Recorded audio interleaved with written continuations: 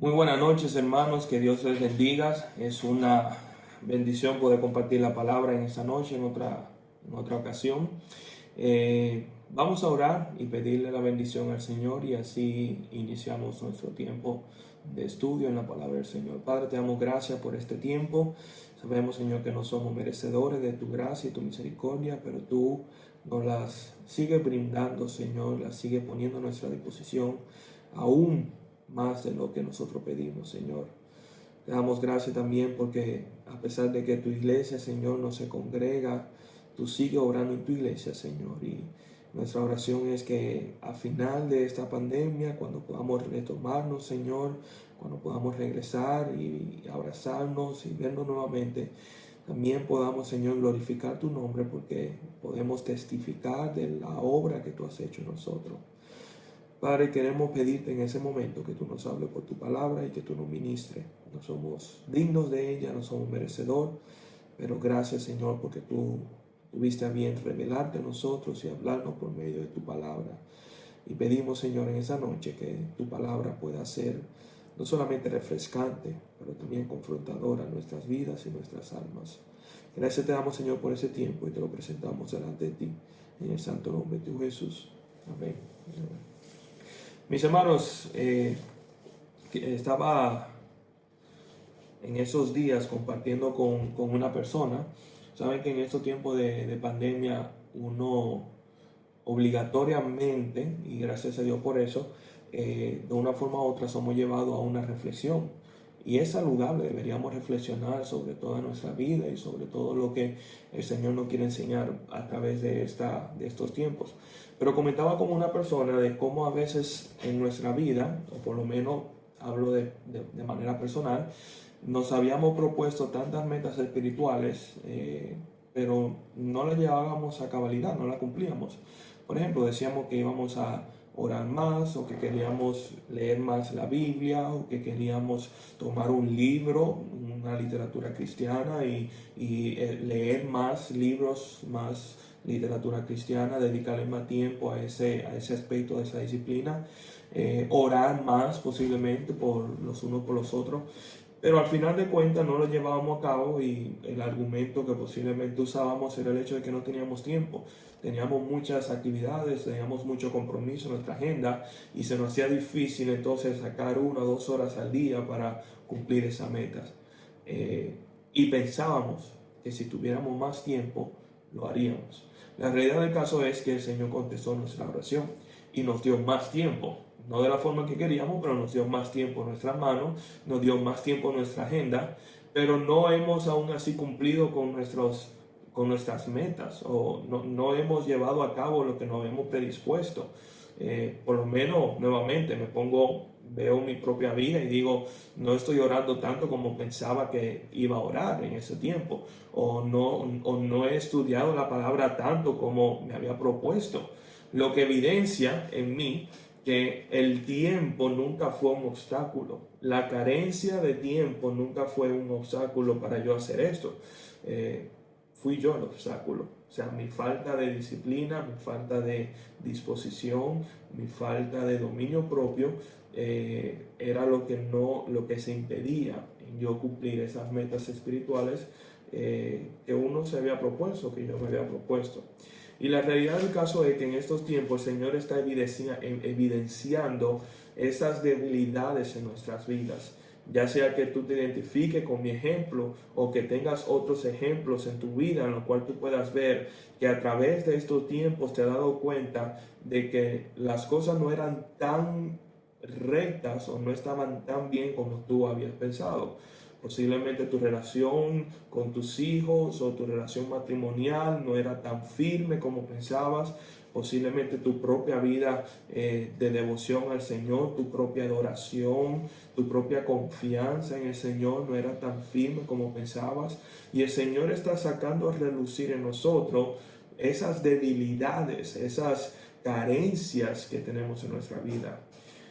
Proverbio capítulo 21. Versículo 2 nos habla de esto, cuando dice la palabra que todo camino del hombre es recto en su propia opinión. Es decir, cuando nosotros nos sentamos y evaluamos nuestras vidas, nuestra tendencia es casi siempre inclinarnos a decir, yo creo que estoy bien, yo creo que hago las cosas bien, yo creo que mi vida está marchando correctamente, creo que voy encaminado en el camino correcto. Pero la segunda parte del versículo dice, pero Jehová pesa los corazones. Y lo que está diciendo el Señor es que aunque la opinión del hombre es que todo lo que el hombre hace es correcto, todo lo que piensa, todo lo que habla, todo lo que dice, todo lo que se propone es correcto, al final del día quien tiene la última palabra y quien determina si lo que él está haciendo o lo que se propone es recto o no, es el Señor, no es el hombre. Y eso es lo que el Señor ha tomado en esos tiempos para evidenciar de que muchos aspectos de nuestra vida personal, y quiero enfocarme específicamente en nuestra relación con Dios, en nuestra devoción, en nuestra adoración a Dios, no han sido tan rectos como posiblemente nosotros pensábamos que era. Y es bueno que el Señor nos evidencie nuestras debilidades. Es bueno que el Señor nos saque a la luz algunas de las áreas en las cuales nosotros somos débiles, porque es así como el Señor nos santifica primeramente, y es así como el Señor también obra en esas áreas.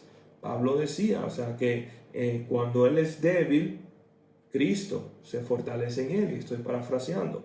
O sea que Cristo verdaderamente se fortalece cuando nosotros reconocemos nuestras debilidades en nuestra vida. Pero ese no es el texto que quisiera que veamos en esta noche. El texto que vamos a ver se encuentra en Salmos capítulo 139, los versículos del 23 al 24. Y dice así: examíname, oh Dios, y conoce mi corazón. Pruébame y conoce mi pensamiento. Y ve si hay en mí camino de perversidad. Y guíame en el camino eterno. Amén. Que el Señor bendiga su santa palabra. Estos versículos en el Salmo 139 son de gran aliento, pero también confrontadores, porque habla de esto. Aquí vemos a un salmista, a una persona implorándole al Señor, orándole al Señor, que el Señor intervenga en su vida. Y en esta noche que nosotros la apartamos para orar por la iglesia, orar por nuestros hermanos, orar por el pueblo de Dios y por las naciones y todas las personas que nos rodean, pienso que también debemos tomar un tiempo aparte y orar por nosotros. Eso es lo que el salmista está haciendo. Él está implorando por sí mismo delante del Señor. Y al leer estos versículos es casi inevitable pensar en una intervención quirúrgica. Y quisiera utilizar esa ilustración en esa noche. Porque así como oramos por hermanos que de una forma u otra tienen que ser intervenidos quirúrgicamente, a veces tienen que sacarle muestra para evaluar si tienen el origen de ciertos malestares que tienen en su cuerpo, eso es lo que el Señor está haciendo, o lo que le está pidiendo al salmista que haga con él. En otra palabra, el salmista le está diciendo a Dios: interviene en mi corazón, pero no el corazón físico, interviene en mi corazón espiritual, interviene en mi alma. Haz una intervención de manera que yo pueda conocer la condición verdadera en la cual yo estoy. O sea, yo creo que estoy en salud espiritual, pero muy bien yo puedo tener un malestar del cual yo no conozco. Y es importante que, Señor, que tú me examines. Y partiendo de esa ilustración, vamos a ver las 4 peticiones, porque son 4 peticiones que le hace el salmista al Señor. Lo primero que le dice en el versículo 23 es: examíname, oh Dios, y conoce mi corazón. Y eso pudiéramos denominarlo como que Él está pidiendo, Él está solicitando la operación, Él está solicitando la intervención quirúrgica. Y lo que el salmista está diciendo es: examíname, ábreme, toma el bisturí espiritual, abre mi alma, abre mi corazón y examina todo mi interior. Incluso aquello que yo desconozco de mí, incluso aquellas áreas en las cuales yo nunca me he atrevido a mirar en mi corazón, tú las conoces, examínalas, míralas, evalúa cómo están. Es interesante, hermanos, que aún nosotros mismos, como seres humanos, hay muchas cosas de nuestra vida, hay muchas áreas de nuestra vida personal que incluso nosotros desconocemos. Dice la palabra que engañoso el corazón del hombre. ¿quién lo conocerá? Y creo que es Jeremías, el profeta Jeremías, que pronuncia esas palabras. Yo creo que Jeremías no se califica a sí mismo como una persona digna de conocer su propio corazón, pero más adelante el Señor reafirma eso y dice: yo, o sea, yo Jehová, que escudriño los corazones, conozco los corazones de los hombres. Así que el primer paso es pedirle al Señor que venga y examine nuestros corazones, cada rincón, cada área, cada aspecto de nuestras vidas, que Él las mire y que las examine, que haga una operación en nuestras vidas espirituales. La segunda petición está en la segunda parte del versículo 23, cuando dice: pruébame y conoce mi pensamiento. Y si la primera parte es una petición de una oración, aquí nosotros vemos que el salmista está pidiendo por una biopsia. O sea, no es el fin de que tú me examines, no es solamente para contemplar, no. O sea, comienza, y una vez que tú hayas mirado en mi corazón, una vez que tú hayas visto en lo más profundo de mi alma, prueba todo lo que tú ves, haz una evaluación de todo lo que tú ves conforme a la justicia tuya. Cuando Él dice pruébame y conoce mis pensamientos, Él está diciendo: pruébame acorde a tu propio carácter, acorde a tu justicia, para saber si en mis pensamientos hay algo que no es conforme a tu justicia y a lo que tú esperas. Nuevamente, no lo pruebe conforme a lo que yo pienso, porque yo siempre voy a creer que estoy en mejor condición de lo que realmente estoy, sino que verdaderamente dime la realidad de mi condición. Dime la verdad de mi condición en la cual yo me encuentro, en la luz de tu carácter y en la luz de tu palabra. Haz una biopsia de mi corazón. Si hay algo que aparenta que no está en el lugar adecuado, si hay algo que aparenta que está corrompido dentro de mí, pruébalo para ver cuál es la raíz de ese problema o de eso que el Señor identifica que está corrompido dentro de nosotros. Luego en el versículo 24 vuelve y le hace otra petición: y ve si hay en mí camino de perversidad. Nuevamente aquí vemos como una secuencia. No solamente opera mi corazón, saca una biopsia de aquello que tú entiendes que no es correcto, que no está bien, pero dime cuál es el diagnóstico de esa biopsia. Dime cuál es la evidencia.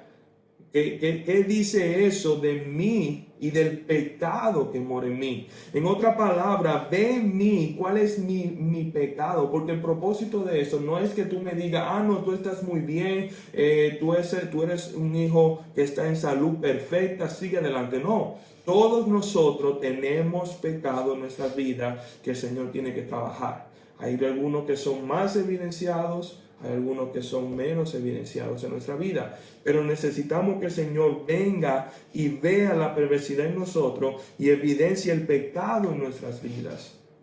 ¿Cómo lo hacen? Bueno, de diferente manera. Primordialmente por medio del ministerio del Espíritu Santo y de la palabra, pero también a través de circunstancias. Como bien habíamos dicho al principio, a través de esta pandemia el Señor lo ha utilizado para evidenciar pecado en nuestra vida. Posiblemente nuestra relación matrimonial se ha convertido en un instrumento para darnos cuenta de nuestro pecado, de lo egoísta que somos o de los ídolos que nosotros tenemos. O puede darse el caso de que la falta de confianza o el afán al ver nuestra fuente de ingreso perjudicada nos ha evidenciado una desconfianza en el Señor. El Señor puede utilizar muchas herramientas para evidenciarlo, pero lo importante es que nos demos cuenta de lo que es y que llamemos las cosas por su nombre, porque el Señor está buscando perfeccionar en nosotros aquello que está corrompido. En otra palabra, el Señor está buscando erradicar el pecado en nosotros y santificarnos a la imagen de Cristo Jesús. Y necesitamos que sea Él que nos dé el diagnóstico. No que nosotros le digamos lo que entendemos, sino que Él venga y nos diga cuál es el diagnóstico verdadero de nuestra condición espiritual. Y por último, el salmista le pide al final del versículo 24: y guíame en el camino eterno. ¿Qué le está pidiendo el salmista? Dame un tratamiento. Ya he visto el diagnóstico, ya sé dónde está el pecado, ya sé cuáles son las áreas débiles en mi vida. Señor, tú has evidenciado mis carencias en este tiempo. Dime, guíame en el camino correcto para yo corregir este pecado con la ayuda de tu Santo Espíritu y con tu palabra, de manera que yo pueda ser transformado a la imagen de Cristo Jesús, de manera que yo pueda ser santificado y pueda renunciar a mi pecado, que pueda creer en ti, que pueda adorarte de una forma más íntegra y más devota y pueda ser más consagrado a ti. Guíame a tu justicia. Ahora, cuando decimos guíame, a lo mejor pensarás en el Señor, o sea, tomando una linterna, alumbrando el camino que debemos de recorrer y nosotros caminando muy confiados en el Señor. Ese sería el plano, el escenario perfecto si nosotros fuéramos obedientes. Pero la realidad del caso es que el ser humano somos desobedientes y rebeldes por naturaleza. Y aún habiendo conocido la verdad, el pecado que mora en nosotros está luchando constantemente contra la verdad. O sea que cuando nosotros le pedimos al Señor que nos guíe, no es simplemente a veces decirle, bueno Señor, muéstrame el camino. Eso implica también decirle al Señor que cuando yo me extravíe, cuando yo me aparte, disciplíname, Señor. No permita que mi corazón pecaminoso, no permita que mi corazón idólatra se vaya en pos de otros caminos que no sea el que tú has trazado. Y usa todos los medios que sean necesarios en mi vida para mantenerme en la rectitud de tu justicia. Disciplíname si es necesario. Quítame los ídolos, aquello que puede estorbarme, aquello que yo protejo, pero que al final del cuenta se convierte en una piedra de tropiezo para mí. Si es necesario, quítalo. Pero guíame en el camino eterno. Guíame o disciplíname a tu justicia. Esa es la oración del salmista. Al final del cuenta, él está pidiendo, Señor, aquí estoy, desnudo como llegué a ese mundo, desnudo salí del vientre de mi madre y desnudo estoy delante de ti. Tú conoces todas mis imperfecciones, tú conoces todos mis pecados, tú conoces todas mis debilidades, pero tú también conoces el propósito para el cual tú me has redimido. Tú conoces el propósito por el cual tú me has puesto en tu iglesia, en tu cuerpo y el llamado que tú has puesto en mi vida. Y yo te pido que tú me lleves de este pecador desesperado y perdido a este hijo tuyo que cumple el propósito para el cual tú lo has redimido. Señor, aquí estoy. Te invito a que hagas su obra en mí. Que esa sea nuestra oración en esta noche. Que podamos pedirle al Señor, ven, limpia todas las impurezas en mí, purifícame y guíame en el camino recto de tu justicia. Mis hermanos, que el Señor les bendiga mucho y que nos guarde en todo este tiempo. Bendiciones.